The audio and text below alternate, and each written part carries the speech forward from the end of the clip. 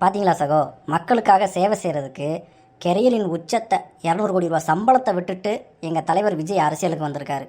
சே பாவம்ப்பா, நினைக்கும் போது எனக்கே கஷ்டமாக இருக்குது. 200 கோடி ரூபா சம்பளத்தை விட்டுட்டு வந்திருக்காரு. இனி சோத்துக்கே ரொம்ப கஷ்டப்படுவார்ல. சகோ, என்ன நக்கல் பண்ணுறீங்க? அட, நான் ஒன்றும் நக்கல்லாம் பண்ணலையா? நீங்கள் தான் விஜய் 200 கோடி ரூபா சம்பளத்தை விட்டுட்டு வந்துட்டாருன்னு சொல்லி ஓவராக ஒப்பாரி வச்சுக்கிட்டு இருக்கீங்க.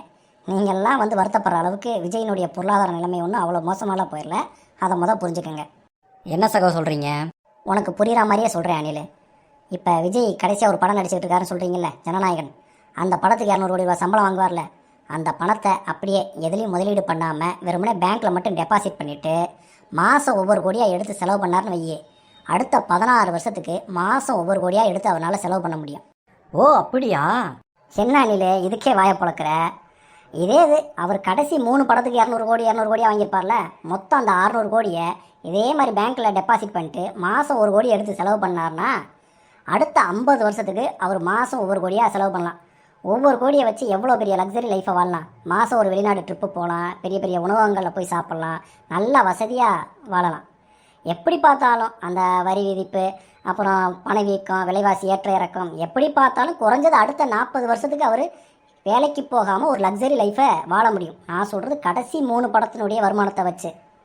இப்போ என்ன, விஜய்க்கு ஒரு 50 வயசு இருக்கும்ல, இவர் கடைசியாக நடித்த அந்த 3 படத்தினுடைய வருமானத்தை வச்சுக்கிட்டு 70-80 வயசு வரைக்கும் அவரால் ஒரு லக்ஸரி லைஃப்பை வாழ்ந்துட முடியும். அப்படி பார்த்தா இத்தனை வருஷத்தில் எவ்வளோ படம் நடிச்சிருக்காரு. அந்த பணத்தெல்லாம் நான் அப்படியேவா செலவு பண்ணியிருப்பாங்க? அதெல்லாம் வந்து லேண்ட்லேயோ ஷேர்லேயோ கோல்ட்லேயோ இன்வெஸ்ட் பண்ணி வச்சுருப்பாங்க. அதன் மூலமாகவும் அவங்களுக்கு வருமானம் வந்துகிட்டு இருக்கும். எனவே பொருளாதார ரீதியாக ஒரு சேஃப் ஜோனில் இருந்துக்கிட்டு தான் அவர் அரசியலுக்கே வந்திருக்காரு. இது புரியாமல் நீங்கள்லாம் ஐயோ அவருடைய வருமானம் போச்சுன்னு சொல்லி பரிதாபப்படுறீங்க பார்த்தீங்களா? அதை பார்க்கும்போது தாண்டா கேலி கூத்தாக இருக்குது. சகோ, இருந்தாலும் அந்த லக்ஸரி லைஃப்பை விட்டுட்டு அரசியலுக்கு வரார் இல்லையா, அது உண்மையிலே பெரிய விஷயம் தானே.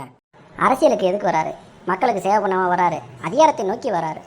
ஆடம்பரமான வாழ்க்கையிலேருந்து அதிகாரமிக்க வாழ்க்கைக்கு தாவணும்னு ஆசைப்படுறாரு. அதுக்காக தான் இவ்வளோ வேஷம் போட்டுக்கிட்டு இருக்காரு. உண்மையிலே இவர் மக்களுக்காக போராடணும்னு நினச்சிருந்தா தமிழ்நாட்டில் இத்தனை ஆண்டுகள் எவ்வளவோ பிரச்சனை இருந்துச்சு. அப்போல்லாம் இவர் களத்தில் இறங்கி மக்களுக்காக போராடி குரல் கொடுத்துருக்கலாம். ஆனால் அதெல்லாம் பண்ணாமல் ஒரே ஒரு தேர்தலில் போட்டியிட்டு முதலமைச்சராகி மக்களுக்கு நல்லது பண்ணுவேன்னு சொல்கிறதுலாம் நம்புகிற மாதிரியா இருக்குது.